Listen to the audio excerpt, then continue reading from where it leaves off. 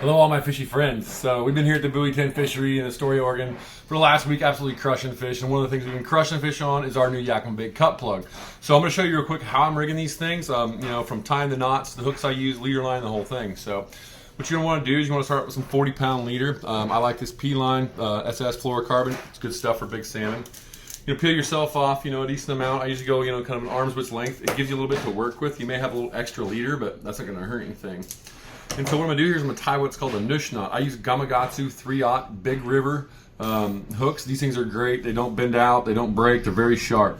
So on this knot, what you're going to want to do, you can see I got my end of my tag line and my hook. I'm going to face it through the front of the hook eye. Okay, I'm going to plot a little tag in. You see I have this tag in, and I'm going to push this same piece back through the same eye that I pushed it through. Okay, you want to see if you leave yourself a little tag in. Now, this is going to create a loop back here. It's called a nush knot. You can find this obviously right here, or VIP Outdoors has a great tech tip on how to do this. You want to pull this knot just enough that you can slide a hook over it. I'm going to show you what I mean here in just a second. Now I'm going to tie this like an egg loop, but before I do, I'm going to pin my tag end back. Okay, then I'll give it 5 or 6 good, you want to keep them tight wraps. 1, 2, 3, 4, 5, we'll go 6. Then you pinch the line to keep it tight. Okay. Now I'm going to take the other tag in. This is the hard part because I'm trying to shove 40-pound line through the same hook eye 3 times, right? And so I'm going to try to shove the line right through there one more time. And all I'm doing now is I'm just tying my egg loop. Come on and go through there, little buddy. Hard with giant hands and a small hook. So I'm trying to show you too. So it goes right through the eye. There we go. So as you can see, I poked that tag in back through. I'm going to give myself just a little tag in. I'm going to lay that line in as I'm holding the rest of this, and I'm going to continue my wraps so that they're in line, right? 1, 2, 3, 4, 5. This cinches this down. I pull it tight, wet my knot, and I pull it through just like I would an egg loop.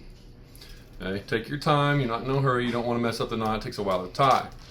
Now, you can see this now. I must tighten this down. See it all cinched down? I'm left this long tag end in a loop. So I'm going to take my scissors. I'm going to trim my tag end off right there. Okay. Now I'm stuck with this loop. How do I get my second hook on? Well, I take my other Gamakatsu Big River 3/0. Okay. I'm going to take this line. I'm going to fold it down. If you can see that, I'm going to pinch it down to where it's almost a V. And that's going to allow me to push this through the eye of this hook at some point. It always works. There it goes.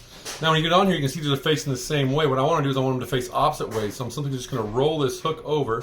I slide it up and then I push the hook itself right through this loop here. Come on, little buddy. There it goes.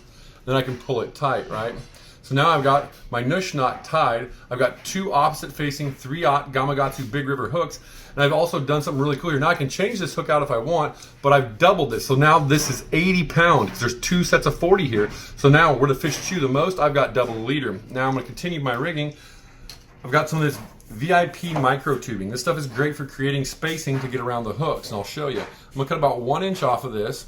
I'm going to take my 3mm beads. I'm going to slide 1 3mm bead down my leader. Okay. And then this piece of micro tubing. Now this is just a buffer for spacing. I'm going to show you what I'm talking about here in just 1 second. This allows me to use bigger hooks. Okay. And I'm going to put my other bead on. Now after I put my other 3mm bead on, I'll show you what the rig looks like. Okay, so you can see I've got my 2 Gamakatsu 3/0 Big River hooks facing opposite ways. I've got a 3mm bead, I've got a 1-inch section of VIP micro tubing, and I've got another 3mm bead tied on my 40-pound P line. So now I get the fun part. I get to pick my toy. So this double treble cut plug has been absolutely killing it. And you can see it's got an opening here and here for your line. Real simple. I'm going to pop this open.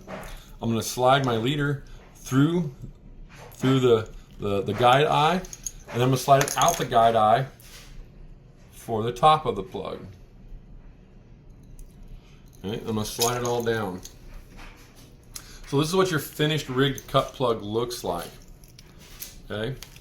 Now you can see what I said about spacing, right? And so now what happens is I can use a larger hook size because now when this thing spins, you see how it spins right around that hook. It's never going to hit that hook. Plus it adds a little bit of a flash and flare to your cut plug. So stuff this with anything you like. We've been stuffing with tuna and oil. That's a great bait. You can add all sorts of different scents after that. But this is my rigging for the Yakima bait cut plug.